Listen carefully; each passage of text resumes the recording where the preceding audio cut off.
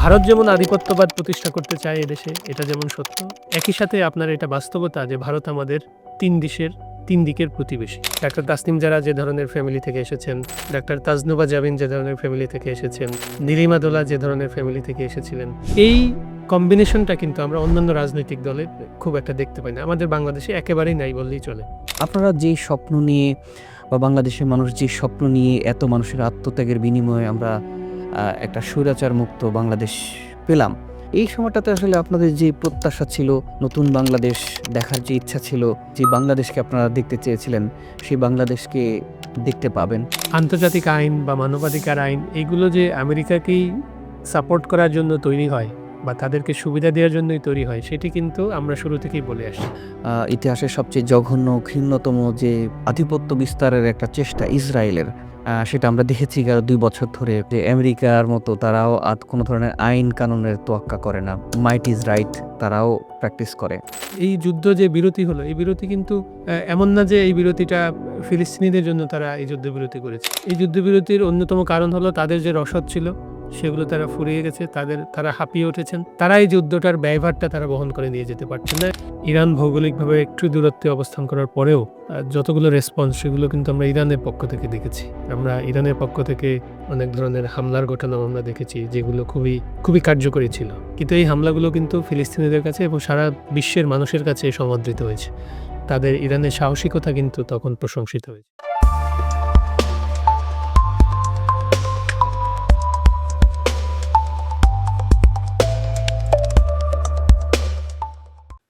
সুপ্রিয় দর্শক, আসসালামু আলাইকুম।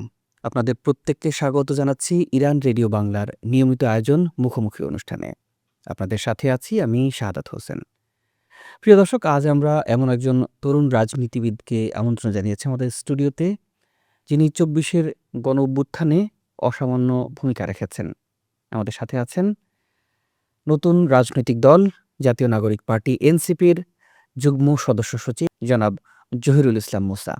আপনাকে স্বাগত জানাচ্ছি আমাদের স্টুডিওতে। কেমন আছেন? ধন্যবাদ। আমি ভালো আছি। দর্শক শ্রোতা সবাইকে আসসালামু আলাইকুম। আমাদের এই অনুষ্ঠানে আমরা সাধারণত সমসাময়িক রাজনীতি এবং মধ্যপ্রাচ্য পরিস্থিতি নিয়ে এবং সামগ্রিক আন্তর্জাতিক যে রাজনীতির প্রেক্ষাপট আমরা তুলে ধরার চেষ্টা করি। আমরা শুরুতে একটু সমসাময়িক বাংলাদেশের রাজনীতি নিয়ে কথা বলতে চাই। আপনি জানেন যে আমাদের নির্বাচন, আগামী জাতীয় সংসদ নির্বাচন দোরগোড়ায়, এবং নির্বাচনের যে ডামাডোল সেটি কিন্তু চলছে, প্রতিদিন হিসাব-নিকাশ বদলাচ্ছে। আমরা সবশেষ দেখলাম শেষ মুহূর্তে এসে আপনার দল অর্থাৎ এনসিপি জামাতের সাথে যে নির্বাচনী জোটে এসেছে। শুরুতে আসলে এনসিপি ৩০০ আসনেই মনোনয়ন দেওয়ার একটা প্রক্রিয়া নিয়েছিল। পরবর্তীতে জামাতের সাথে জামাত নেতৃত্বাধীন জোটে এসেছে। আমার প্রশ্ন হলো, হঠাৎ করে শেষ সময়ে এসে জামাতের সাথে কেন জোট করল? ধন্যবাদ। দেখুন, নতুন রাজনৈতিক দল হিসেবে এনসিপি কিন্তু শুরু থেকেই ৩০০ আসনে প্রার্থিতা দেওয়ার জন্যই তার প্রস্তুতিগুলো নিয়েছিল এবং আপনারা দেখবেন যে এনসিপি প্রথমবারের মতো বাংলাদেশে ওপেন একটি নমিনেশন প্রসেসে সবাইকে আমন্ত্রণ জানিয়েছিল যে আপনারা যারা নতুন বন্দোবস্তে নতুন করে সংসদ নির্বাচনে অংশগ্রহণ করতে চান, তারা চাইলে আপনারা এনসিপির হয়ে অংশগ্রহণ করতে পারেন। এই প্রক্রিয়াটিও কিন্তু এনসিপি শুরু করেছিল। তো সবই আসলে এই ত্রয়োদশ জাতীয় সংসদ নির্বাচনকে সামনে রেখেই এই প্রস্তুতিগুলো নেওয়া হচ্ছিল। এরপরে রাজনৈতিক পট পরিবর্তন বা পরিস্থিতি এগুলো শুরু থেকেই আমাদের বিবেচনায় ছিল, এনসিপির বিবেচনায় ছিল যে এনসিপি যদি এককভাবে নির্বাচনে অংশগ্রহণ না করে, সেক্ষেত্রে যেকোনো একটি জোটবদ্ধ অবস্থায় শুধুমাত্র নির্বাচনের জন্য, নির্বাচনের বৈতরণী পার হওয়ার জন্য তারা যেকোনো একটি জোটের সাথে অংশগ্রহণ করতে পারে। তো এই আলোচনায় জামাত যেভাবে ছিল, এই আলোচনায় বিএনপির সাথেও ছিল, এই আলোচনায় বিএনপি জামাতের বাইরে তৃতীয় কোনো জোটের কথাও ছিল। সব ধরনের কথাবার্তা এবং সম্ভাবনা নিয়েই কিন্তু এনসিপি এগিয়েছে। সর্বশেষ এসে এনসিপি কিন্তু তারা জামাত নেতৃত্বাধীন যে একটি জোট আছে, সেই জোটের সাথে তারা কিন্তু একটি ইলেকটোরাল অ্যালায়েন্সের দিকে যাচ্ছে। তো এই জায়গাটিতে মিডিয়ার ফ্রেমিং ওয়ার্ডিংগুলোও আসলে একটু ইম্পর্টেন্ট, আমাদের মাথায় রাখা দরকার। যেভাবে বলা হচ্ছে যে জামাতের সাথে জোট হয়েছে, এই জোটটা কিন্তু আসলে জামাতের সাথে হয়নি। জামাতের নেতৃত্বে বা একটি জোট আছে নির্বাচনী জোট। জি, সেই নির্বাচনী জোটে জামাত একটা দল, অন্যান্য আরও অনেক দলও কিন্তু সেখানে রয়েছে, যারা মোস্টলি ইসলামপন্থী দল। যারা বাংলাদেশের মানুষের সাথে যাদের সংযোগটা অনেকটা ইসলাম কেন্দ্রিক বা তাদের ধর্মীয় তাদের যে রাজনৈতিক যে বোঝাপড়া, রাজনৈতিক যে কর্মসূচি সেগুলো তারা দাবি করে যে তারা এগুলো ইসলাম ড্রাইভেন। এ কারণে তারা নিজেদের জায়গা থেকে তারা একটি বোঝাপড়ায় এসেছে ইতিপূর্বেই।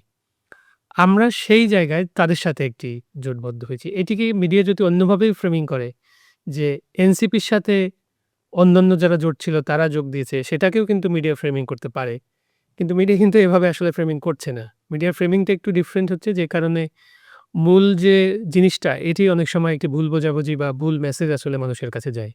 তো আমরা আবারও স্পষ্ট করছি যে এটি একটি শুধুমাত্র এই নির্বাচন পার হওয়ার একটি বৈতরণী, এবং এখানে যে জোটটা এক্সিস্টিং রয়েছে সেই জোটের সাথে এনসিপির একটি বোঝাপড়া হয়েছে, এবং এই বোঝাপড়াটা শুধুমাত্র নির্বাচন কেন্দ্রিক। না অনেক সামাজিক যোগাযোগ মাধ্যম বা অনেক সচেতন মানুষ কিংবা গণমাধ্যমেও আমরা দেখছি অনেক আলোচনা সমালোচনা হয়। কেউ বলেন যে জামাতের বি টিম এনসিপিকে বলেন এবং কেউ আলোচনা সমালোচনা করেন আপনার এনসিপির যে শীর্ষস্থানীয় যারা নেতৃত্ব আছেন সার্জিস আলম থেকে শুরু করে হাসনাত আব্দুল্লাহ কিংবা নাহিদ ইসলামের কথা যদি বলি, বলে যে তারা জামায়াত ইসলামের যে ছাত্র সংগঠন আছে ছাত্র শিবিরের সাথে তারা সম্পৃক্ত ছিল। তো এই যে আসলে বিষয়টা বলা হচ্ছে, আ এর কি আসলে কোনো ধরনের সত্যতা আছে কিনা? যে তারা বলছে যে আসলে শুরু থেকেই প্ল্যানিং ছিল যে জামায়াতের সাথে নির্বাচনী জোট করার। তারা মাঝখান থেকে কিছু অভিনয় করেছে। এটা অনেকেই বলছেন। এমনকি এনসিপি থেকে যারা স্থানীয় ছিল বেশ কয়েকজন নেতা তারাও কিন্তু এমনটা বলছেন। আসলে এই অভিযোগের ব্যাখ্যাটা আপনি কিভাবে দিতে চান? এটিকে একটি স্বাভাবিক অভিযোগ হিসেবেই আমরা দেখতে চাই, এবং মানুষের পারসেপশন হিসেবেই আমরা দেখতে চাই। দেখুন, এনসিপি যাদের নিয়ে গঠিত হয়েছে সেখানে কিন্তু বিভিন্ন মতাদর্শের লোকজন ছিল। এনসিপিতে একেবারে কখনোই রাজনীতি করে নাই এমন ছেলেপেলেরা যেভাবে এসেছে, মেয়েরা যেভাবে এসেছে, সমাজের অন্য স্তর থেকে যেভাবে এসেছে, এমন স্তরকে আমরা কানেক্ট করতে পেরেছিলাম যারা আসলে কখনোই বাংলাদেশের রাজনীতিতে, মূলধারার রাজনীতিতে সরাসরি অংশগ্রহণ করেননি। একই সাথে যারা ছাত্র জীবনে বিভিন্ন ধরনের রাজনীতির সাথে সংযুক্ত ছিলেন, যারা ছাত্র শিবিরের সাথে জড়িত ছিলেন, ছাত্র দলের সাথে জড়িত ছিলেন, বিভিন্ন বাম দলের সাথে জড়িত ছিলেন, তারাও কিন্তু আমাদের এই রাজনীতির নতুন যাত্রায় তারাও শামিল হয়েছেন। তো আপনি যেভাবে একটা অভিযোগ যেভাবে প্রচলিত আছে যে এটি জামাতের একটি বি টিম, একইভাবে আমাদের কিন্তু অন্য অভিযোগও প্রচলিত আছে যে আমরা বামের কোলে উঠেছি, আমরা বাম দ্বারা আবদ্ধ হয়েছি। তো এই সব আলোচনাগুলোই আমি আমি এটিকে আসলে ইতিবাচকভাবেই দেখি। কারণ এই আলোচনাগুলো থাকা মানেই হচ্ছে যে এনসিপির ব্যাপারে মানুষের আগ্রহ আছে, এবং মানুষ এনসিপিকে না, মানুষ যেভাবে দেখতে চায় সেটি আসলে এটি কোনোটিই না। মানুষ জামাতের কোলে জামাতের বি টিম হিসাবেও দেখতে চায় না। আবার এনসিপি বামের কোলে উঠুক এটিও আসলে মানুষ চায় না। মানুষ সত্যিকার অর্থে একটি নতুন বন্দোবস্ত চায়, যেখানে মধ্যমপন্থার খুব একটা জোরালো ভূমিকা থাকবে। এবং এনসিপি কিন্তু শুরু থেকেই সেভাবে উদার গণতান্ত্রিক এবং মধ্যমপন্থার একটি রাজনীতি করার জন্যই কিন্তু এসেছি। তো সেই জায়গা থেকে এটি একটি মানুষের পারসেপশন হিসেবে আমরা বিবেচনা করি। দুটিকেই আমি ব্যক্তিগতভাবে পজিটিভলি নেই। কারণ এখানে সব ধরনের মতাদর্শের লোক যেমন এসেছেন, বিভিন্ন ব্যাকগ্রাউন্ডের লোক এসেছেন। সরাসরি ছাত্র শিবির করা অতীতে তারা জামাতকে কখনো করেননি এমন লোকজনও যেমন এসেছেন। আবার সরাসরি বাম করা, ছাত্র ইউনিয়ন করা, ছাত্র ফেডারেশন করা লোকজন এসেছেন। সরাসরি কোনো ধরনের রাজনীতিই করেননি, তাদের ফ্যামিলিও রাজনীতি করেননি, তারাও এসেছেন। সবাই মিলেই আসলে এই ব্লেন্ডিং এ একটু সময় লাগছে। এই ব্লেন্ডিংটা যত দ্রুত হবে তত দ্রুত এই এনসিপির আলাদা একটা চরিত্র দাঁড় হয়ে যাবে। সেই চরিত্রটি দাঁড়ানোর আগ পর্যন্ত আসলে এই কথাগুলো আমাদের শুনতেই হবে। না নিশ্চয়ই আপনি ভালো করে বলেছেন। একটা বিষয় আমরা দেখতে পাচ্ছি যে যখন জামায়াতের সাথে আপনাদের অ্যালাইন হলো, নির্বাচনী জোটটা হলো, তখন শুরু থেকে এমন অনেক নেতৃস্থানীয় আপনাদের বেশ কিছু তরুণ নেতৃত্ব তৈরি হয়েছিল।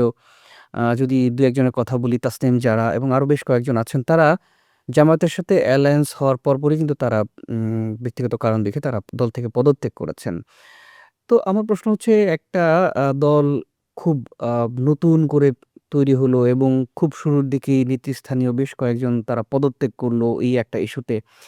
আ এই বিষয়টাকে আসলে আপনি এ কিভাবে দেখছেন যে আসলে আম নির্বাচনকে স্বপ্ন নিয়ে বা নতুন বাংলাদেশ গড়ার জন্যই মূলত তারা এনসিপি একটা স্বপ্ন নিয়ে তৈরি করেছিলেন।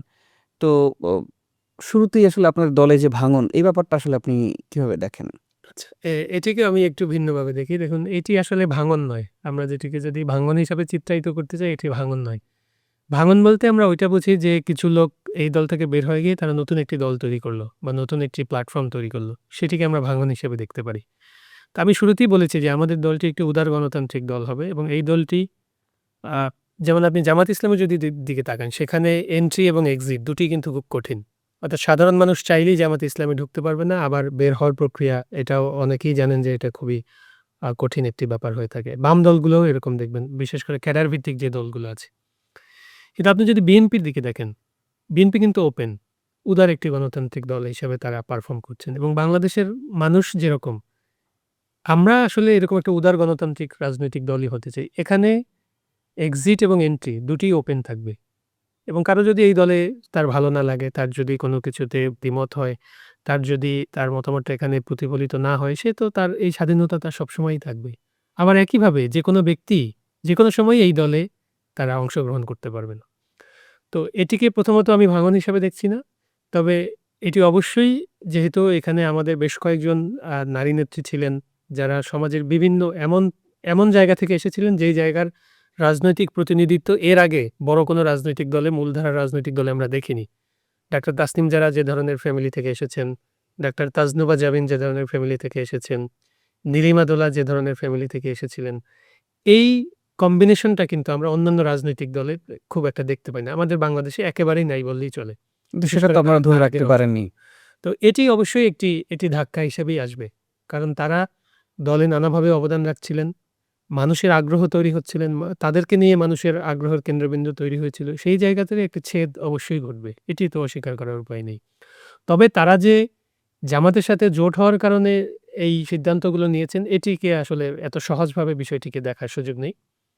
দলের সিদ্ধান্ত গ্রহণ প্রক্রিয়ায় তারা কিছুটা অস্বচ্ছতা এবং কিছুটা হচ্ছে অগণতান্ত্রিক চর্চা হয়েছে বলে তারা বাইরে গিয়ে যে অনেকেই অভিযোগ করেছেন, অনেকেই বাইরে গিয়ে কিন্তু কিছু বলেননি কি কারণে তারা দল ত্যাগ করেছেন। তো এখানে এটিকে এভাবে চিত্রায়িত করার সুযোগ নেই যে শুধুমাত্র জামাতের সাথে তাদের অ্যালায়েন্স হওয়ার কারণে তারা দল ত্যাগ করেছেন বা তাদের মতামতটি দলে প্রতিফলিত হয়নি বলে আসলে তারা দল ত্যাগ করেছে। তাদের দল ত্যাগের পিছনে যে কয়জনই পাবলিকলি তারা বলেছেন যে কি কারণে তারা দল ত্যাগ করলেন, সেখানে কিন্তু এই প্রক্রিয়াগুলো, যে প্রক্রিয়াগুলো সিদ্ধান্তগুলো গৃহীত হয়, সেগুলোকে কিন্তু তারা একটি কারণ হিসেবে উল্লেখ করেছেন। এবং আমারও মনে হয় ওটিতেই আমাদের থাকা উচিত যে তারা যেভাবে এই দলটিকে একটি পূর্ণ গণতান্ত্রিক অভ্যন্তরীণ গণতান্ত্রিক ব্যবস্থায় উত্তীর্ণ হতে দেখেছিলেন, যে প্রত্যাশা ছিল সেটি তাদের দ্বারা আ পূরণ হয়নি বলেই তারা আসলে এই সিদ্ধান্তগুলো নিয়েছে। আমরা নির্বাচন নিয়ে আরো কথা বলব। তার আগে একটু জানতে চাই, যেহেতু আপনি সম্মুখ সারির একজন নেতৃস্থানীয় ব্যক্তি জুলাই গণঅভ্যুত্থানের। আপনারা যেই স্বপ্ন নিয়ে বা বাংলাদেশের মানুষ যে স্বপ্ন নিয়ে এত মানুষের আত্মত্যাগের বিনিময়ে আমরা একটা স্বৈরাচার মুক্ত বাংলাদেশ পেলাম। এই গেল সময়টাতে আ ডক্টর ইউনূস নেতৃত্বাধীন যে অন্তর্বর্তী সরকার, এত লম্বা সময় ছিল, সামনে জাতীয় নির্বাচন। এই সময়টাতে আসলে আপনাদের যে প্রত্যাশা ছিল, নতুন বাংলাদেশ দেখার যে ইচ্ছা ছিল, সামনে নির্বাচন। আপনি কি মনে করেন যে আপনাদের যে চাওয়া পাওয়া ছিল, যে বাংলাদেশকে আপনারা দেখতে চেয়েছিলেন, সেই বাংলাদেশকে দেখতে পাবেন? আপনি যদি দেখতে পাবো কিনা এই প্রশ্নটি করেন, আমি বলব অবশ্যই আমরা দেখতে পাবো। কিন্তু আপনি যদি এই প্রশ্নটি আবার বলেন যে এখন আমি দেখতে পাচ্ছি কিনা, তাহলে হয়তো আমার উত্তরটা একটু ভিন্নতর হবে। আমি সবসময়ই আশাবাদী মানুষ এবং রাজনীতিবিদ যারা থাকেন তাদেরকে আশা নিয়েই থাকতে হয়, জনগণকেও তাদের আশান্বিত করতে হয়। তো একটি সত্যিকারের ফ্যাসিবাদ মুক্ত গণতান্ত্রিক বাংলাদেশ আমি দেখছি সামনে। কিন্তু ডক্টর ইউনূসের নেতৃত্বে যতটুকু আমাদের প্রত্যাশা ছিল, সেই প্রত্যাশা আমাদের পূরণ হয়নি। এটি সবাই হয়তো আমার সাথে একমত হবেন। এখন এটির জন্য আসলে আমাদের জনগণের যে চাহিদাটা আসলে তৈরি হয়েছিল, জনগণ অনেক কিছুই খুব ইমিডিয়েট একটা রেজাল্ট আসলে দেখতে চেয়েছিল। যেটি আসলে এই দীর্ঘ ফ্যাসিবাদে থাকার কারণে আমাদের যে প্রতিষ্ঠানগুলোর যে ক্ষতি হয়েছে, আমাদের সামগ্রিক মানুষে যে অনভ্যস্ততা তৈরি হয়েছে, এটি কাটিয়ে উঠতে আসলে সময় লাগবে। এটি আসলে এত দ্রুত এই ফলটি পাওয়া যাবে না বলে আমি মনে করি। আমরা যদি মনে করি যে ডক্টর ইউনূস ১ বছর, ১.৫ বছর, ২ বছর তিনি দায়িত্ব পালন করবেন, এর মধ্যেই বাংলাদেশকে একটি স্ট্যান্ডার্ড এ তৈরি নিয়ে যাবেন, এটি আসলে একটি ভুল চাওয়া হবে বা এই প্রত্যাশাটি আসলে চাপিয়ে দেওয়া আমাদের উচিত হবে না।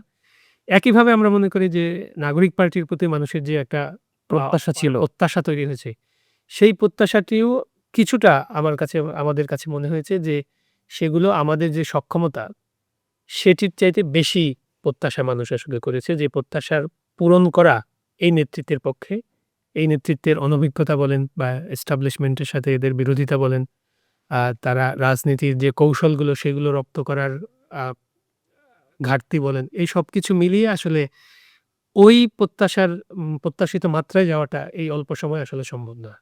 এটি সত্য। কিন্তু এই যে একটা স্টার্ট যে হলো, জার্নিটার যে স্টার্ট আমরা মনে করি যে সেটি আসলে খুব ভালোভাবেই হয়েছে এবং এখান থেকে অনেক কিছুর গোড়াপত্তন আসলে হবে। যেগুলোর ফল পেতে আমাদের একটু সময় লাগবে। এখানে দেখবেন নতুন অনেক ধরনের উদ্যোগ তৈরি হয়েছে এই সময়টাতে।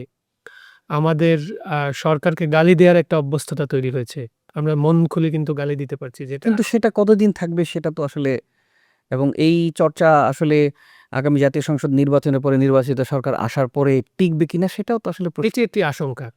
কিন্তু আমার মনে হয় না যে পরবর্তী যে দলই সরকার গঠন করুক অথবা জোটবদ্ধ অবস্থায় সরকার গঠন করুক, তারা ডক্টর ইউনূস যে স্ট্যান্ডার্ডে মানুষের বিশেষ করে বাকস্বাধীনতাকে নিয়ে যেতে পেরেছিলেন, এটা থেকে খুব সহসাই তারা সরে আসতে পারবেন বলে আমরা মনে করি না।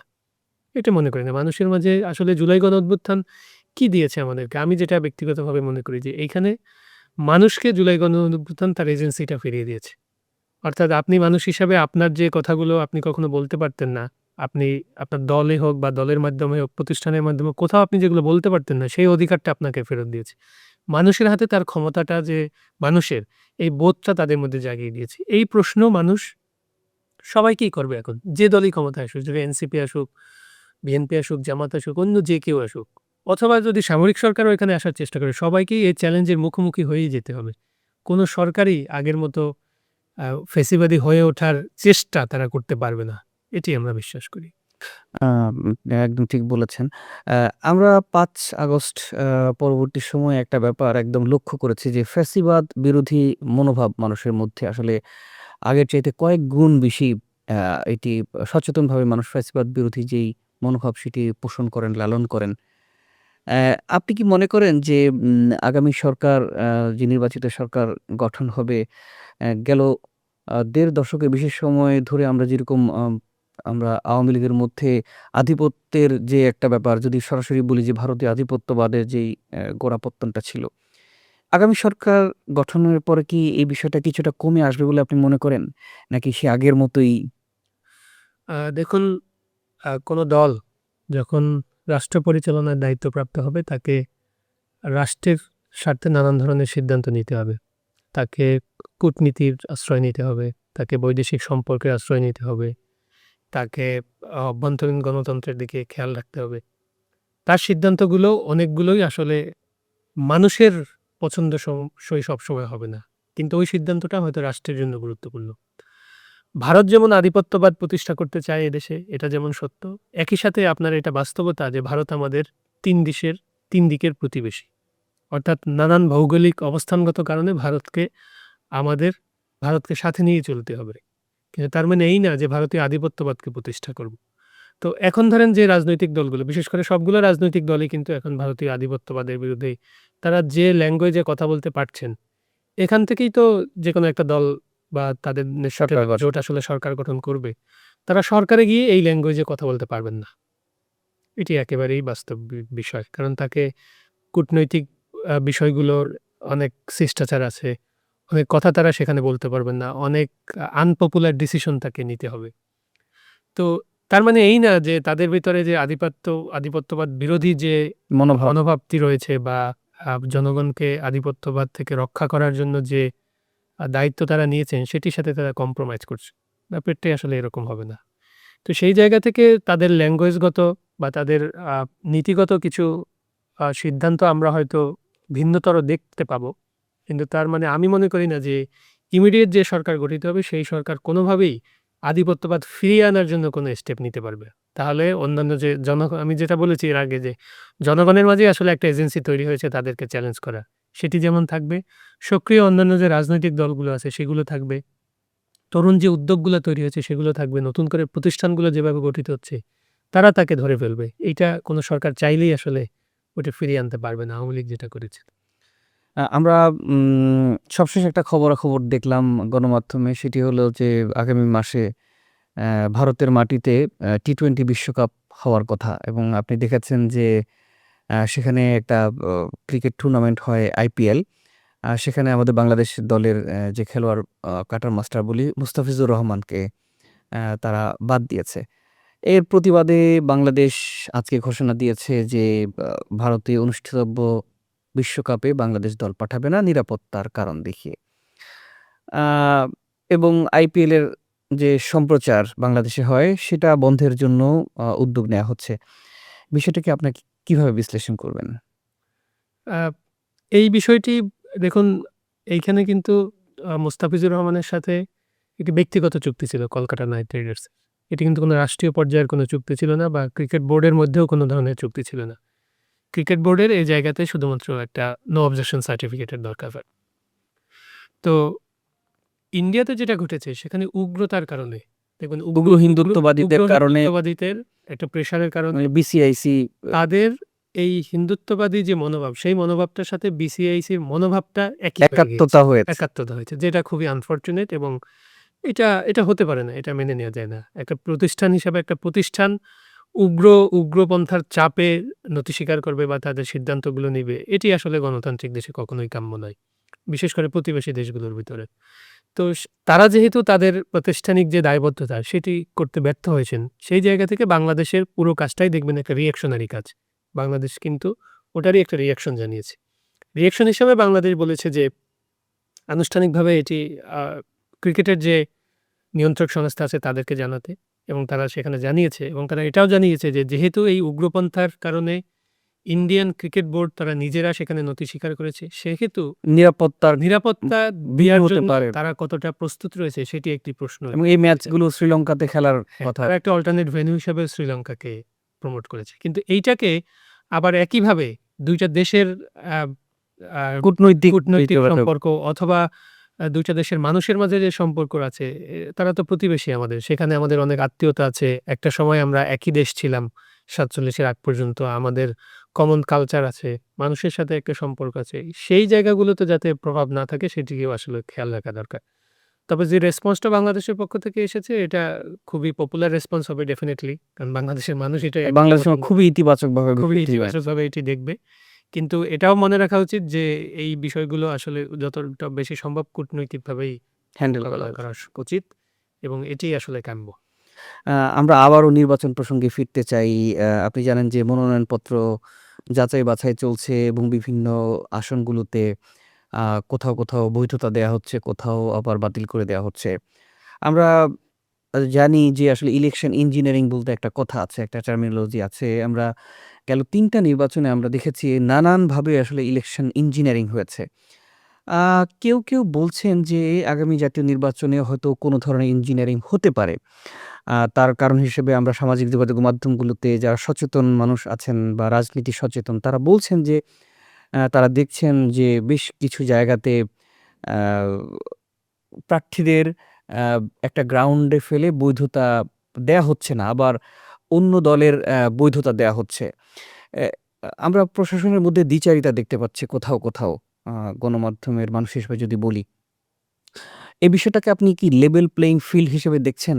কি মনে করেন আগামী জাতীয় নির্বাচন কেমন হতে পারে? আপনার কাছে বিস্তারিত আমরা জানতে চাই এই বিষয়টা নিয়ে।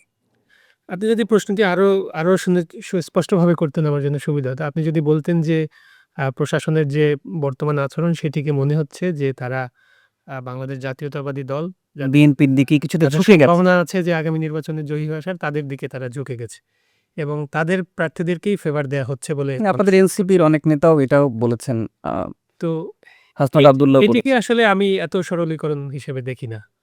দেখি না এই কারণে, আপনি যখন নির্বাচনে প্রতিদ্বন্দ্বিতা করবেন, যে দল হিসাবে করেন অথবা স্বতন্ত্র প্রার্থী হিসাবে করেন, আপনার কিন্তু নানান ধরনের আইনি বাধ্যবাধকতার মধ্য দিয়ে যেতে হবে। এটি সবাইকেই যেতে হয়। বিএনপির প্রার্থীকেও যেতে হয়, জামাতের প্রার্থীকেও যেতে হয়, এনসিপির প্রার্থীদেরকেও যেতে হচ্ছে। তো এইটা, আপনার প্রশ্নটা হচ্ছে যে আইনটি রয়েছে সেই আইন সবার ক্ষেত্রে ইকুয়ালি প্রয়োগ করা হচ্ছে না বলে অভিযোগ আছে। অভিযোগ আছে। একই অভিযোগে যখন বিএনপির প্রার্থীর বিরুদ্ধে আনা হচ্ছে তার প্রার্থীতা বহাল থাকছে। অন্যদিকে কিন্তু একই ক্ষেত্র যদি জামাত বা অন্য কোনো স্বতন্ত্র প্রার্থী অথবা অন্য দলের প্রার্থীদের দেখা যাচ্ছে তাদেরকে সহসাই বাতিল করা হচ্ছে। তো এই জায়গাটিতে আমি মনে করি এই দলগুলোর কিছু আইনি প্রস্তুতির ঘাটতি রয়েছে। আপনি জামাত বলেন, বিশেষ করে জামাতের একজন খুবই শীর্ষস্থানীয় নেতার কিন্তু হামিদুর রহমান আজাদ আব্দুর রহমান আজাদ কক্সবাজারের। তার মনোনয়নপত্র বাতিল হয়েছে। এটি তার আইনি প্রস্তুতিতে ঘাটতি রয়েছে। তার যে টিম ছিল, লিগ্যাল টিম, যারা এই প্রস্তুতিতে তাকে সাহায্য করেছে, তাদের এটা ঘাটতি ছিল, এটা তাকে মানতেই হবে। কিন্তু তাকে যে কারণে বাতিল করেছে, এটা ডেফিনিটলি একটা ভ্যালিড কারণ। এই কারণটা থাকার পরেও কারো মনোনয়ন বৈধ হওয়ার আসলে সুযোগ নেই আইনগতভাবে। অর্থাৎ এইখানে ঘাটতিটা জামাতের জায়গা থেকে। অন্য অনেক জায়গায় দেখা যাচ্ছে যে হয়তো সুনির্দিষ্ট অভিযোগ আছে যে বিএনপির প্রার্থী তথ্য গোপন করেছেন, কিন্তু তারপরেও তারটা বাতিল করা হচ্ছে না। এইটা এটার ক্ষেত্রেও কিন্তু আইনি প্রস্তুতি নিয়ে রাখা দরকার তার যে প্রতিদ্বন্দ্বী দলগুলো রয়েছে তাদের জায়গা থেকে। অর্থাৎ এটিকে আপনি যত বেশি এরপরে কিন্তু আপনার নির্বাচন কমিশনে আপিল করার বিধান আছে। নির্বাচন কমিশন থেকেও কোনো সমাধান না পেলে হাইকোর্ট বিভাগে রিট করার সুযোগ আছে। এই প্রস্তুতিগুলো রাজনৈতিক দলগুলো নিয়ে রাখা দরকার। কিন্তু সেই প্রস্তুতির ঘাটতি আমরা সবগুলো দলের মধ্যেই দেখেছি। আপনি যখন আশঙ্কাই করবেন যে একটা ইলেকশন ইঞ্জিনিয়ারিং হতে পারে, তাহলে আপনার কাজ হচ্ছে যত বেশি ইনফরমেশন পাবলিকলি এভেইলেবল করে দেয়া যায়। আপনি শুধুমাত্র অভিযোগ করে আ বসে থাকবেন, অথবা আপনি একটি ধরেন বায়না ধরবেন যে হ্যাঁ, কেন জামাতকে এই কারণে কেন বাতিল করা হলো, বিএনপিকে কেন বাতিল করা হলো না। এভাবে আসলে এই ফাংশনগুলো হবে না। আপনি যদি সুনির্দিষ্ট কারণ উল্লেখ করে তার বিরুদ্ধে আপিল করেন, তাহলে কিন্তু এটি জনগণের কাছে স্পষ্ট হবে এবং এটি তখন তার জন্য ইঞ্জিনিয়ারিং করাটা আরো বেশি কঠিন হবে। হয়তো কোনো একজন জেলা প্রশাসক যিনি রিটার্নিং অফিসার হিসেবে এখন দায়িত্ব পালন করছেন, তিনি হয়তো বিএনপির প্রতি বায়াসনেস দেখিয়েছেন। কিন্তু এটি যখন নির্বাচন কমিশনে আপনি নিয়ে আসবেন, তখন এটি নির্বাচন কমিশনারের পূর্ণ বডির পক্ষে এটা খুব ইজি ব্যাপার না যে তিনি আবার বায়াসনেসটা দেখাবেন। অথবা আপনি ওরাও দেখালে আপনি আবার হাইকোর্ট পর্যন্ত যখন নিয়ে আসবেন, অর্থাৎ এই পুরো জার্নিটার একটা প্রিপারেশন আপনার আগে থেকে থাকা উচিত। যেকোনো রাজনৈতিক দলেরই বলে আমি মনে করি। সেই জায়গায় আমাদের সব রাজনৈতিক দলেরই ঘাটতি রয়েছে। কিন্তু তারা এই ঘাটতিগুলো আইনগতভাবে মোকাবেলার প্রস্তুতিগুলো না নিয়ে তারা শুধু অনুযোগ করে যাচ্ছে মানুষের কাছে। এটি আসলে মানুষ এই বিষয়গুলো এভাবে গ্রহণ করবে না। না, সামনে অনেক সময় আছে। আমরা আসলে দেখব আসলে এগুলো অনুযোগ নাকি আসলে পার্ট অফ ইঞ্জিনিয়ারিং। আমরা নিশ্চয়ই সেটি পর্যবেক্ষণ করব। আমরা বাংলাদেশের অন্যতম বৃহৎ একটা রাজনৈতিক দল বাংলাদেশ জাতীয়তাবাদী দল বিএনপি নিয়ে একটু আলোচনা করতে চাই। এবং তাদের খুব গুরুত্বপূর্ণ ২ টি ঘটনা ঘটে গেছে। আপনি জানেন যে তারেক রহমানের বাংলাদেশে ফেরা নিয়ে এক ধরনের আশঙ্কা তৈরি হয়েছিল। তিনি তখন সামাজিক যোগাযোগ মাধ্যমে বলেছিলেন যে তার বাংলাদেশে ফেরা একক নিয়ন্ত্রণাধীন নয়। যদিও তিনি সগৌরবে বাংলাদেশে ফিরেছেন এবং পরপর আমরা দেখেছি তার মমতাময়ী মা বাংলাদেশের আপসহীন নেত্রী বিএনপি চেয়ারপারসন বেগম খালেদা জিয়া ইন্তেকাল করেছেন এবং তার ইন্তেকালের পরপরই আমরা দেখেছি রাজধানীতে বিশাল জানাজা হয়েছে। সারা দেশ থেকে মানুষ এসেছে। অসংখ্য মানুষ তার জানাজায় অংশ নিয়েছে। তো সবকিছু মিলে যদি বলি যে তারেক রহমানের স্বদেশ প্রত্যাবর্তনে বিএনপির ব্যাপক একটা গণজোয়ার বা তাদের জনসমাগম হয়েছে, জানাজাতে জনসমাগম হয়েছে। এই যে দুটো ব্যাপার হয়েছে, এইটা কি কারণ নির্বাচন তো খুব সামনে, দরজায় কড়া নাড়ছে। এই ২ টা ঘটনা কি এই নির্বাচনে প্রভাব ফেলতে পারে? কি মনে হয় আপনার? আমার মনে হয় না। এই ২ টি বিষয় নির্বাচনে প্রভাব ফেলবে না। কারণ বাংলাদেশের মানুষ সিদ্ধান্তগুলো অনেক ক্ষেত্রেই অনেক আগেই নিয়ে থাকে। বিএনপির প্রতি যে একটি নেতিবাচক ধারণা তৈরি হয়েছে মানুষের প্রতি, সেটি এই ২ টি পজিটিভ ঘটনার কারণেই পরিবর্তন হয়ে যাবে বলে আমি মনে করছি না। তবে তারেক রহমানের প্রত্যাবর্তন ডেফিনিটলি তার দলের নেতাকর্মীদের জন্য একটি বুস্ট এবং দেশের জন্যও একটি ভালো সংবাদ বলে আমরা মনে করি। তারেক রহমান তিনি বিদেশে থেকে নেতৃত্ব দিচ্ছিলেন। তিনি যেকোনো কারণেই হোক তিনি নিজেই অ্যাডমিট করেছেন যে তিনি আসতে পারছিলেন না। তিনি এসেছেন, দেশে এসেছেন। এটি খুবই দেশের জন্য একটি ভালো সংবাদ। বিএনপির জন্য তো ডেফিনিটলি একটি ভালো সংবাদ। দেশের মানুষের জন্যও একটি ভালো সংবাদ। একই সাথে বেগম খালেদা জিয়া তিনি যখন ইন্তেকাল করেছেন, খালেদা জিয়া কিন্তু দলমতের ঊর্ধ্বে উঠে গিয়েছিলেন। এটা আমাদেরকে মেনে নিতে হবে এবং খালেদা জিয়ার যে আপসহীন মানসিকতা, সেই মানসিকতায় সঞ্চারিত কিন্তু অন্য অনেক দলের ভিতরে, মানুষের ভিতরে হয়েছিল। যে কারণে তিনি একটি গ্র্যান্ড ফেয়ারওয়েল তিনি পেয়েছেন। এটি যে তিনি বিএনপির নেত্রী এ কারণে পেয়েছেন এমন না। তিনি ৩ বারের প্রধানমন্ত্রী এ কারণে পেয়েছেন সেটা না। কিছুটা কাছাকাছি ঘটনা আমরা শহীদ ওসমান হাদির ক্ষেত্রেও দেখেছি। শহীদ ওসমান হাদির জানাজায়ও অসম্ভব রকমের মানুষ তারা নেমে এসেছেন। তারা আ অপ্রত্যাশিতভাবে লক্ষ, লক্ষ মানুষ তারা কিন্তু এসে শরিক হয়েছেন। তার কবরকে কেন্দ্রিক মানুষের যে সেখানে জিয়ারত করার যে একটি আগ্রহ তৈরি হয়েছে। গভীর রাতে, শীতের রাতে আমরা দেখেছি নারী পুরুষ নির্বিশেষে সেটা এখনো হচ্ছে। এখনো হচ্ছে। তো এই মানুষের ভালোবাসাটা কিন্তু কোনো দলমতের কারণে না। এটি দলমতের ঊর্ধ্বে উঠে যাওয়ার কারণেই এটি সম্ভব হয়। বেগম খালেদা জিয়ার ক্ষেত্রেও আমার মনে হয়েছে যে তিনি দেশের জন্য তার যে অবদান, এই দেশের গণতন্ত্রের জন্য তার যে আপোষহীন মানসিকতা, আধিপত্যবাদ বিরোধী তার যে সংগ্রাম, তার জন্য তিনি এরকম একটি গ্র্যান্ড ফেয়ারওয়েল ডিজার্ভ করেন। এবং আপনি নিশ্চয়ই একমত হবেন যে এখানে শুধুমাত্র বিএনপির লোকজন যে অংশগ্রহণ করেছেন এরকম না। সব দলমত এবং এমনও দেখেছি আমরা যে বাসার ছাদে কিন্তু এই জানাজার মানুষ অংশগ্রহণ করছেন যারা রাস্তায় অংশগ্রহণ করতে পারেননি।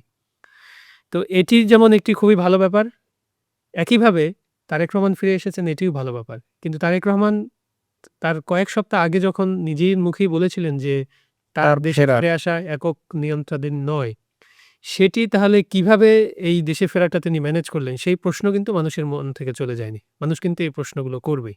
এখন এখন বিএনপি একটা শোকাবহ অবস্থায় আছে, পুরো দেশের মানুষই একটা শোকাবহ অবস্থায় আছে। এই প্রশ্নগুলো এখন উচ্চারিত হচ্ছে না যেমন, কিন্তু একটা সময় কিন্তু এই প্রশ্নটি তারেক রহমান যখন নির্বাচনী প্রচারণা শুরু করবেন, যখন অন্যান্য রাজনৈতিক দল তাকে প্রশ্ন করবেন, জনগণ তাকে প্রশ্ন করবেন, তখন কিন্তু এই প্রশ্নগুলো আসবে। কিন্তু সো ফার তারেক রহমান ফেরার পর থেকে যে কয়টি স্টেপ নিয়েছেন সেগুলো খুবই ইতিবাচক হয়েছে এবং এগুলো গণতন্ত্রের জন্যই আসলে খুবই ভালো ব্যাপার। খুবই ভালো, ভালো স্টেপ তিনি নিয়েছেন। তিনি কিন্তু তার মায়ের জানাজাতেও তিনি একটি রাজনৈতিক শব্দ উচ্চারণ করেননি। এগুলো খুবই তার ইমেজ বিল্ডিং এর জন্য এটি খুবই ভালো ব্যাপার আমরা মনে করি এবং গণতন্ত্রের জন্যও এটি ভালো ব্যাপার আমরা মনে করি। কিন্তু আমার মনে হয় না যে শুধুমাত্র এই বিএনপির কয়েকটি পরপর ইতিবাচক কর্মকাণ্ডের কারণেই তাদের ব্যাপারে মানুষের যে অভিযোগগুলো বা যে মানুষ তাদের ব্যাপারে যে সিদ্ধান্তগুলো ইতিপূর্বে নিয়েছেন যারা, তারা এর কারণেই সিদ্ধান্তগুলো পরিবর্তন করবেন, এরকম অবস্থা হ হয়নি বলে আমি মনে করি। কারণ বাংলাদেশের মানুষ জুলাই গণঅভ্যুত্থানের পরে অনেক বেশি সচেতন। তাদেরকে আপনার কর্মসূচি, কাজ, আপনার কথা দিয়েই কনভিন্স করতে হবে। আপনি কোনো সিম্প্যাথি দিয়ে আবার একটি রাজনৈতিক বিজয় অর্জন করে ফেলবেন, এরকম অবস্থায় বাংলাদেশের মানুষ ইমিডিয়েটলি ফিরে যাবে বলে আমি মনে করি না। আমরা আগামী জাতীয় সংসদ নির্বাচনের বিষয়ে আরেকটু কথা বলি। এরপর আমরা শেষ করব। আ আগামী জাতীয় সংসদ নির্বাচনে যদি জামায়াত ইসলামের নেতৃত্বাধীন যে ১১ দলীয় জোট কিংবা ১০ দলীয় জোট যদি ক্ষমতায় আসে, আপনারাও নিশ্চয়ই সরকারের অংশ হবেন। আ সেক্ষেত্রে মানুষের প্রতি আপনাদের প্রতিশ্রুতি বা আপনাদের কমিটমেন্ট আ কি থাকবে? ২ টি বিষয়। আমরা যখন রাজনৈতিক দল দখল করি, তখন কিন্তু আমরা নতুন একটি রাজনীতির স্বপ্ন বাংলাদেশের মানুষকে দেখিয়েছিলাম। এবং সেই স্বপ্নটা কিন্তু যখন এককভাবে আমরা ক্ষমতায় জনগণ যদি আমাদেরকে পাঠায়, তখনই বাস্তবায়ন করার সুযোগটা তৈরি হবে। আমরা নতুন সংবিধানের কথা বলেছিলাম, আমরা সেকেন্ড রিপাবলিকের কথা বলেছিলাম, আমরা নতুন রাজনৈতিক বন্দোবস্তের কথা বলেছিলাম। তো এই বিষয়গুলো আমাদের যখন ২৮শে ফেব্রুয়ারি আমরা যখন দল ঘোষণা হয়, তখন আমরা একটি ঘোষণাপত্র দিয়েছিলাম। এরপরে ৩রা আগস্টও আমরা শহীদ মিনারে আমাদের ২৪ দফা একটা ইশতেহার দিয়েছিলাম।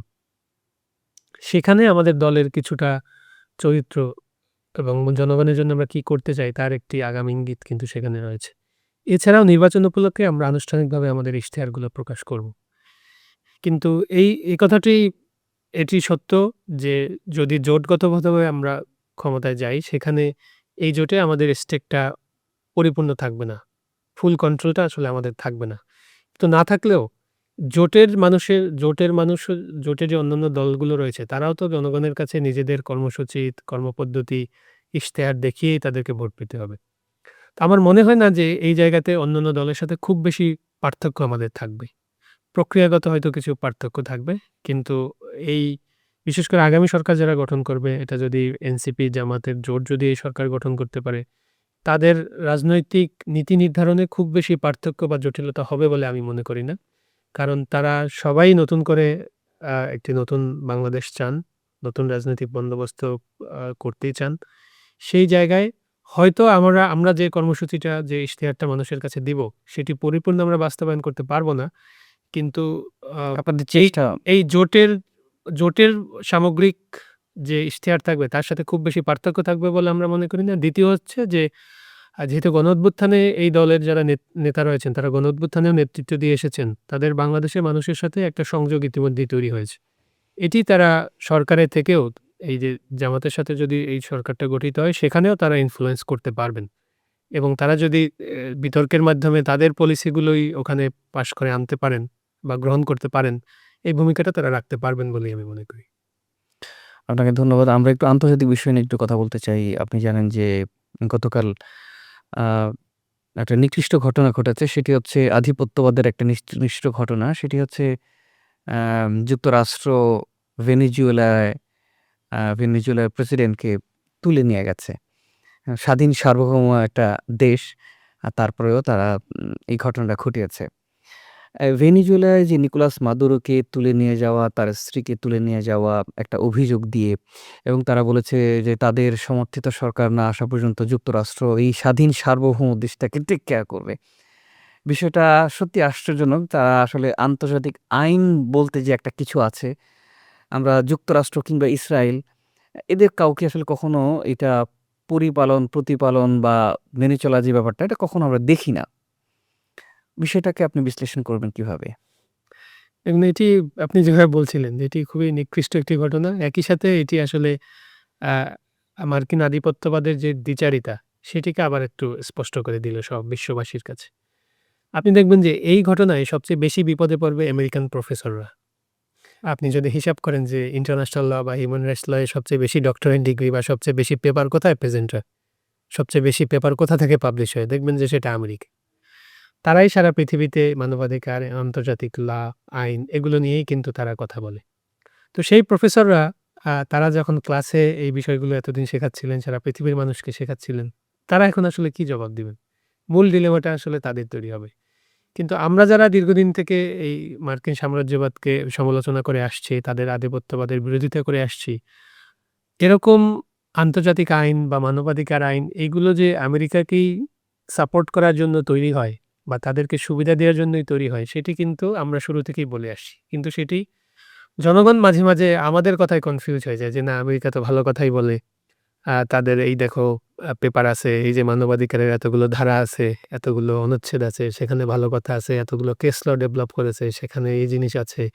এটা তো পৃথিবী একটা সভ্যতার দিকে অগ্রসর হয়েছে।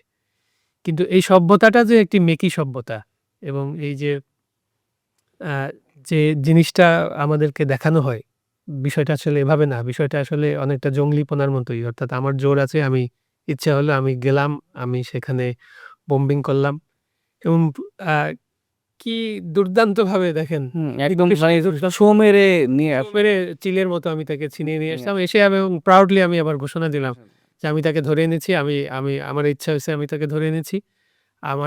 আমার পছন্দের লোক না আসা পর্যন্ত আমি এই দেশকেই হচ্ছে আমি এই দেশকে আমি" রুল করব।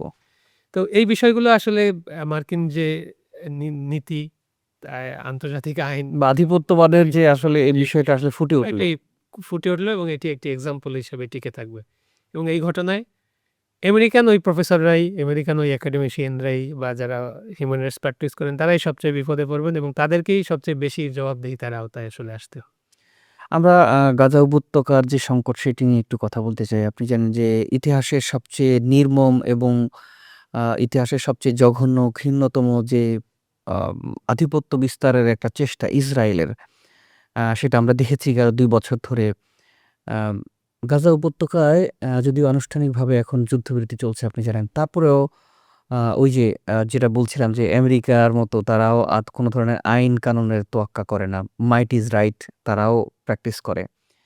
গাজা উপত্যকায় যুদ্ধবিরতি থাকা সত্ত্বেও আমরা দেখছি এখন প্রতিনিয়ত সে ইসরায়েলের আগ্রাসন বন্ধ হচ্ছে না গাজা উপত্যকায়। প্রতিনিয়ত সেখানে হামলা হচ্ছে। আ এই ব্যাপারটাকে আপনি কিভাবে দেখেন? এই যে ইসরায়েলের এই যে জঘন্য নির্মমতা, পাশবিকতা যাই বলি না কেন, গাজা উপত্যকায় তো থামছেই না। যুদ্ধবিরতি থাকা সত্ত্বেও ব্যাপারটাকে আপনি কিভাবে দেখছেন? এই ব্যাপারটি দেখেন বাংলাদেশের মানুষের সাথে ফিলিস্তিনের মানুষের একটি দীর্ঘদিনের আত্মিক সম্পর্ক কিন্তু রয়েছে। বাংলাদেশের মানুষ ফিলিস্তিনিদের ব্যথায় ব্যথিত হয়। এটি ঐতিহাসিক কাল থেকেই আমরা দেখেছি। আমাদের ফিলিস্তিনে যখনই এরকম অন্যায় আগ্রাসন তৈরি হতো, ফিলিস্তিনি নির্বিচারের হত্যার শিকার হতো, বাংলাদেশের মুসলমানরা কিন্তু এটার বিরোধিতা মুসলমান না শুধু, বাংলাদেশের সকল মানুষ, আপামর মানুষ এটার কিন্তু বিরোধিতা করেছেন। তারা প্রতিবাদে ফেটে পড়েছেন তাদের সামর্থ্য অনুযায়ী। এবং একটা সময় আমরা দেখেছি যে অনেক মানুষ অ্যা শুধুমাত্র যুদ্ধ করার জন্য ফিলিস্তিনিদের পক্ষে তারা কিন্তু দেশ ত্যাগের উদ্যোগও তারা নিয়েছিলেন, একটা সময় ছিল। তো এই বিষয়গুলো আসলে বাংলাদেশের মানুষকে অনেক বেশি কানেক্ট করে। বাংলাদেশের মানুষ অনেক বেশি এইগুলোতে ব্যথিত হয় এবং আপনার নিশ্চয়ই মনে আছে যে যখন জুলাইয়ের এই আন্দোলনটা শুরু হয়, তখনও কিন্তু এই আন্দোলনে যারা নেতৃস্থানীয় পর্যায়ে ছিলেন, তাদের যে একটা রাজনৈতিক সংগ্রাম ছিল, সেই সংগ্রামে তারা ফিলিস্তিনকে কিন্তু রিপ্রেজেন্ট করেছেন। ফিলিস্তিনের যে ন্যাশনাল একটা কেফায়া আছে, সেটি কিন্তু তারা পরিধান, এবং এখনো আপনি দেখবেন যে বাংলাদেশের অনেক রাজনৈতিক নেতা তারা কিন্তু সেটি তারা গলায়, মাথায় এগুলো তারা বাঁধেন। অর্থাৎ তারা হৃদয় থেকে এই জিনিসগুলো ধারণ করেন। ধারণ করেন। জুলাইয়ের পরে আমার মনে হয় জুলাই বিপ্লবের পরে বাংলাদেশের মানুষের সাথে এই জিনিসটা আরো বেশি উন্মুক্ত হয়েছে। বাংলাদেশের মানুষ আরো বেশি ব্যথিত হওয়া বা প্রকাশ করার যে একটি রাস্তা, সেটি তারা পেয়েছে। তাদের মাঝে ওই ভয় বা শঙ্কাগুলো উড়ে গেছে।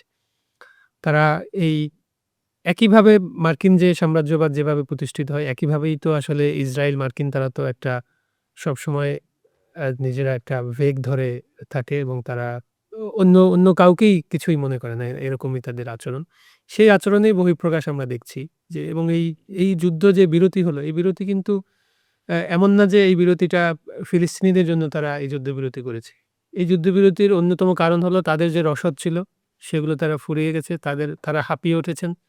তারা এই যুদ্ধটার ব্যয়ভারটা তারা বহন করে নিয়ে যেতে পারছেন না, এবং তাদের দেশেও কিন্তু দেখবেন যে প্রচণ্ড রকমের মানুষ ফুঁসে উঠেছে যে এভাবে চলতে পারে না। এভাবে এই অন্যায় আগ্রাসন, মানুষ মেরে ফেলা, এবং তাদের দেশের মানুষের সুখ-শান্তি কিন্তু নষ্ট হয়ে গেছে। তারাও সবসময় একটা ভীতিকর পরিস্থিতির মধ্যে দিয়ে ইসরায়েলের লোকজনও কিন্তু, সাধারণ জনগণ কিন্তু যাচ্ছেন। তো সব মিলিয়ে এই যুদ্ধবিরতিটা যে ফিলিস্তিনের মানুষের উপকারের জন্য হয়েছে, সেটা তো আমরা মনে করি না। এই যুদ্ধবিরতিটা হয়েছেই ওদের আর একটু দম নেয়ার জন্য। তো ওদের তো উদ্দেশ্যটাই শুরু থেকে খারাপ, এবং তারা এই যুদ্ধবিরতি অনুসরণ করবেই, এটাও আসলে বিশ্ববাসী মনে করে না। তো ফিলিস্তিনিদের জন্য মহান আল্লাহ তাদের জন্য যে একটা সম্মানজনক জীবন রেখেছেন, তারা সংগ্রাম করতে পারছেন, তারা শহীদ হতে পারছেন। এটি যেমন একইভাবে সৌভাগ্যের, একইভাবে আরব বিশ্বসহ অন্যান্য আমরা যারা রয়েছি দূরের বিশ্ব বা বিশ্বের অন্যান্য মানুষ, যারা সচেতন মানুষ হিসাবে মনে করি, নীতিবান মানুষ হিসেবে করি, তাদের জন্য এটা একটা দুর্ভাগ্য যে পৃথিবীর বুকে আমরা এরকম অন্যায় অবিচার প্রতিনিয়ত হয়ে যাচ্ছে, কিন্তু আমরা সেখানে খুব বেশি কিছু আসলে করার সুযোগ আমাদের থাকছে না। আমরা কিছু করতে পারছি না, বা অনেক সময় করছি না। এটি আসলে আমাদের তাড়িয়ে বেড়ায়। আরব বিশ্বের যেসব নেতারা আছেন বা আরব বিশ্বের দেশগুলোর কথা যদি স্পেসিফিকলি বলি, তারা আসলে এই লম্বা সময়ে যে ইসরায়েলের যে নির্মমতা চালানো হয়েছে বা এখনো চালানো হচ্ছে, সে বিষয়টি নিয়ে তারা সোচ্চার না, তারা প্রতিবাদ করেনি। বরঞ্চ কখনো দেখা গেছে ইসরায়েলকে তারা সাহায্য সহযোগিতা করেছে। আ এর বিপরীতে একটা আমরা চিত্র দেখি ইরানকে। ইরানের ভূমিকা আমরা সবসময় দেখেছি যে তারা মুসলিমের পাশে ছিল। তারা ফিলিস্তিনের পক্ষে ছিল সবসময়। এই ব্যাপারটাকে আপনি কিভাবে দেখেন? এই ব্যাপারটি তো আ পুরো আরব বিশ্বের জন্য একটি লজ্জাজনক বিষয় যে তার তার ভাই-বোনদেরকে তারা হেফাজতের কোনো উদ্যোগ নিচ্ছেন না। ইরান ভৌগোলিকভাবে একটু দূরত্বে অবস্থান করার পরেও যতগুলো রেসপন্স, সেগুলো কিন্তু আমরা ইরানের পক্ষ থেকে দেখেছি। আমরা ইরানের পক্ষ থেকে অনেক ধরনের হামলার ঘটনাও আমরা দেখেছি, যেগুলো খুবই কার্যকরী ছিল। হয়তো দূরত্বের কারণে বা তার আ ইসরায়েলের তুলনায় টেকনোলজিক্যাল কারণে সবগুলো হামলা সফল হয়নি। কিন্তু এই হামলাগুলো কিন্তু ফিলিস্তিনিদের কাছে এবং সারা বিশ্বের মানুষের কাছে সমাদৃত হয়েছে। তাদের ইরানের সাহসিকতা কিন্তু তখন প্রশংসিত হয়েছে। একইভাবে আরব বিশ্বের যে কাপুরুষোচিত যে আচরণ, তাদের যে স্বার্থবাদী যে আচরণ, সেগুলো নিন্দিত হয়েছে সারা বিশ্বে, এবং তারা শুধুমাত্র ক্ষীণ স্বার্থ ত্যাগ করে মানবতার পক্ষে যে দাঁড়াতে পারেনি, এজন্য তাদের যেমন পৃথিবীর মানুষের কাছে জবাবদিহিতা করতে হচ্ছে, যেহেতু তারা মুসলমান, তারা আল্লাহকে মানেন, আল্লাহর কাছেও তো এই জবাবদিহিতা তাদের আছে। এটির আওতার বাইরে তারা কখনোই থাকবে না। চলতি বছর আমরা শেষ করব অনুষ্ঠান। তার শেষ প্রশ্নটা আপনাকে করতে চাই। সেটি হচ্ছে যে চলতি বছরে আমরা দেখেছি ইসরায়েল হঠাৎ করে ইরানে আক্রমণ চালিয়েছে এবং সেখানে ১২ দিনের একটা যুদ্ধ সংঘটিত হয়েছে আপনি জানেন এবং সেই যুদ্ধে ইরান কিন্তু সর্বশক্তি দিয়ে প্রতিরোধ করেছে এবং শেষমেশ আমরা দেখেছি আমেরিকার মধ্যস্থতায় একটা আ যুদ্ধবিরতি কার্যকর হয়েছে এবং সেটি যুদ্ধবিরতি কার্যকর চলছে। আ ইসরায়েল বিরোধী যে এই মনোভাব সবসময় আমরা দেখেছি ইরানের, এই বিষয়টিকে আপনি কিভাবে দেখেন? আ ইসরায়েল বিরোধী যে মনোভাব, এই মনোভাবটি আরব বিশ্বের অন্যান্য দেশের থাকা নেই। দরকার ছিল। যে কারণে অন্যান্য দেশের, তারা এই কাজগুলো তাদের, এই দায়িত্বটা তাদের। তারা এই দায়িত্বগুলো পালন না করার কারণে ইরানের ইরানের যে সাহসিকতা, ইরানের যে প্রতিরোধের যে সংগ্রাম, সেটি কিন্তু আমাদের কাছে একটি হিরোইজম হিসেবেই বিবেচিত হয় সারা বিশ্বের মানুষের কাছেই। এবং এ কারণেই ইসরায়েলের কিন্তু টার্গেটেড একটি হামলার লক্ষ্যবস্তুতে পরিণত হয়েছে ইরানকে এবং ইরানের কিন্তু শীর্ষস্থানীয় নেতৃবৃন্দ সহ অনেক রিসোর্স পার্সনকে ইরান কিন্তু ওই হারিয়ে হামলায় তারা হারিয়েছে এবং দীর্ঘদিন ধরে পরিকল্পনা করে টার্গেটেড শুধুমাত্র ওই জায়গাগুলোতে কিন্তু আক্রমণ ইসরায়েল করেছে। তো এটি আসলে ওই ফিলিস্তিনের পক্ষে দাঁড়ানো বা মানবতার পক্ষে দাঁড়ানোর পরিণতি হিসেবেই আমি ব্যক্তিগতভাবে মনে করি এবং ইরানের এই সাহসিকতা, তাদের প্রতিরোধের এই বিষয়গুলো সারা পৃথিবীতে এবং আ তারা যেহেতু আল্লাহকে ফলো করে, আল্লাহকে বিশ্বাস করে, আল্লাহর কাছেও তারা সম্মানিত হবে বলেই আমি মনে করি। আপনাকে অনেক, অনেক ধন্যবাদ এবং কৃতজ্ঞতা জানাচ্ছি আপনার ব্যস্ততার মধ্যে আমাদের সময় দিয়েছেন সেজন্য। জি, আপনাকেও ধন্যবাদ। সুপ্রিয় দর্শক, আজ শেষ করছি। দেখা হবে পরের পর্বে অন্য কোনো বিশেষ অতিথির সাথে। আজ এ পর্যন্তই। ভালো থাকুন, সুস্থ থাকুন। চ্যানেলটি সাবস্ক্রাইব করে আমাদের সাথেই থাকুন।